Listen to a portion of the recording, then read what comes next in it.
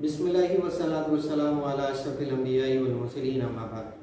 तमाम अहले इस्लाम जिन्होंने रमज़ान को पाया, उसमें रोज़े और क़याम किया, यकीनन वो मुबारकबाद के हक़दार हैं। तक़ब्बलल्लाहु मिन्ना व मिनका व सालिहल अमाल। अल्लाह रब्बुल इज़्ज़त हमारे नेक अमाल को कबूल करे। आखिरी घड़ी है, आखिरी वक्त है। रमज़ान हालांकि रुखसत होने वाला है या हो चुका है। गुजारिश ये है कि यकीनन रमज़ान रुखसत हो गया, लेकिन इस रमज़ान को भेजने वाला रब्बुल कायनात अल्लाह रब्बुल इज़्ज़त हमेशा से है और हमेशा रहने वाला है। रमज़ान रुखसत हो गया, लेकिन उसके बावजूद पीर और जुमेरात का रोज़ा और 13, 14, 15 हर महीने का रोज़ा बाकी है। रात का क़याम और तहज्जुद अभी भी बाकी है।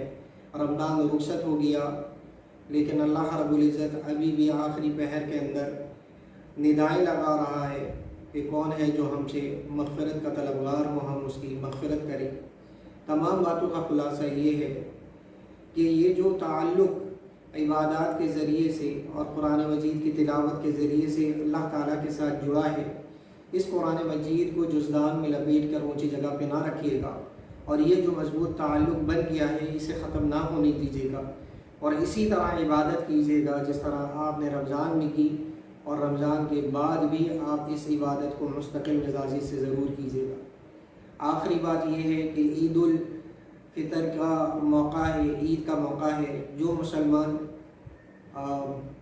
गुराबा और मसाकिन किस्म के हैं, उनके लिए आप अपने फितराने को अदा कीजिए, सदका खैरात कीजिए, ज़कात को अदा कीजिए, ताकि वो हमारे साथ एक अच्छी ईद को गुजार सकें। वमा अलैना इल्ला अल बलाग।